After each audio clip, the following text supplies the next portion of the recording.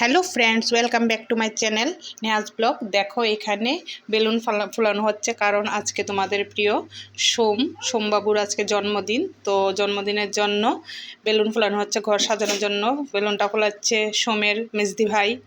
দেখো অনেকগুলি বেলুন ফুলিয়েছে এখানে। তো সোম খুব দুষ্টামি করছে, বেলুনগুলি ফোলাতে দিচ্ছে না, বারবার ফাটিয়ে দিচ্ছে। অনেকগুলি বেলুন ফাটিয়েও দিল ওরা। তো মেজদি ভাইকে খুব ডিস্টার্ব করছে ওরা। ওই দেখো সোম কী করছে, বারবার গিয়ে বেলুনগুলির উপরে বসে যায়, বসে ফাটিয়ে দেয় বেলুনগুলি। তো এই বেলুন নিয়ে খেলাধুলা করছে। তারপরে মেজদি ভাই তো যতটুকু পারছে বেলুন ফুলাচ্ছে, মেজদি ভাই বদ্দি ভাই দুজনে মিলে। আর এই দেখো সোমের কেক, জন্মদিনের কেক। তো এই বছর সোম 3 পার হয়ে 4-এ পড়লো। দেখো আজকে সোমের 3 বছর পূর্ণ হলো, 4-এ পা দিল। তো মনটা জ্বালানোই আছে এখনো। আর দেখো এই সোম তো ননস্টপ বেলুন নিয়ে করছেই দুষ্টামি। তো আমার ভিডিওটা একটু উল্টাপাল্টা হয়েছে, তার জন্য কেকের আর মোমের এটা আগে দেখিয়ে দিলাম। তো এখানে দেখো এই হ্যাপি বার্থডে যে ইয়েটা আছে এটা লাগানো হলো, লেখাটাকে লাগানো হলো। 2বার লাগানো হয়েছে, সোম টান দিয়ে ছিঁড়ে ফেলে। তো যাক, আবার লাগিয়েছে এটা মেজদি ভাই বদ্দি ভাই দুজনে মিলে। আর এখানে সোম আমাকে কি বলছে, বারবার এসে ওর চেইন খুলে যাচ্ছে, চেইনটা লাগিয়ে দেওয়ার জন্য আমাকে রাগ করে বলছে এটা লাগিয়ে দেওয়ার জন্য।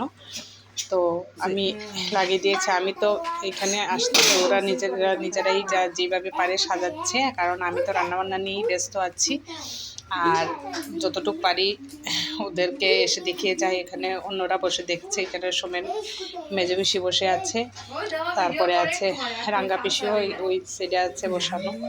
তো ওরা দেখছে আর আমি রান্না করছি, আর বারবার এসে একটু একটু দেখে যাচ্ছি। আর সোম তো যা করার করছে।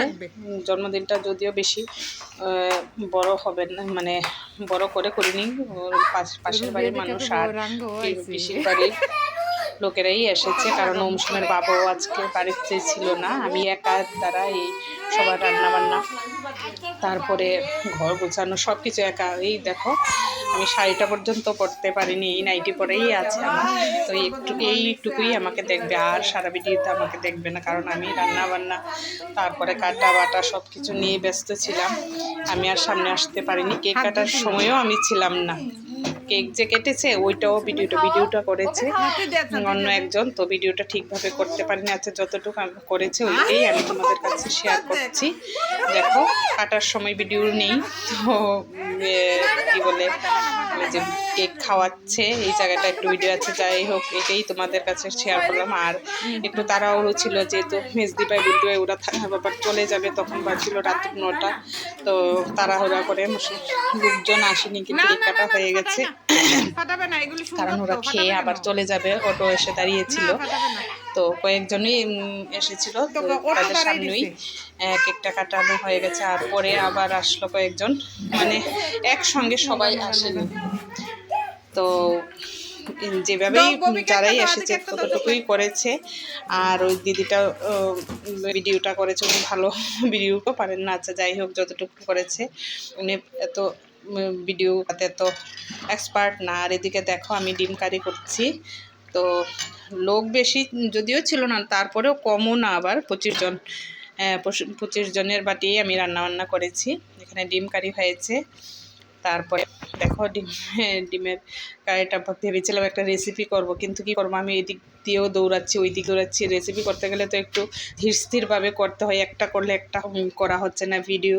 তো তার জন্য আর এটা আলাদা আর কোনো রেসিপি দেখাতে পারিনি, তো এমনিতেই তোমাদেরকে একটু দেখিয়ে দিচ্ছি। তো ডিম কারিটা দেখতে কিন্তু অপূর্ব হয়েছিল, বেশ ভালোই হয়েছিল, সবাই বলে বেশ ভালোই হয়েছে। আর এদিকে তো দেখো মাংসরও সেম অবস্থা, প্রথম থেকে দেখাতে পারিনি, ওই লাস্ট একটু দেখাচ্ছি। তো এখানে ছিল প্রায় 3 কেজি মাংস, 3 কেজি মাংসই আমি করেছি। তারপরে ওই বাঁধাকপি দিয়ে মাংসটা করেছিলাম। কিছুদিন আগেও আমি একটা বাঁধাকপির রেসিপি তোমাদের কাছে শেয়ার করেছিলাম। তো ওইটা খেয়ে সোমের বাবার ভীষণ ভালো লেগেছিল, বলেছিল আমাকে ওই রকমভাবেই বার্থডের দিনেও করতে। তো বার্থডের দিনেও আমি ওইভাবেই করেছি। যাই হোক, সবাই খেয়ে বলেছে মোটামুটি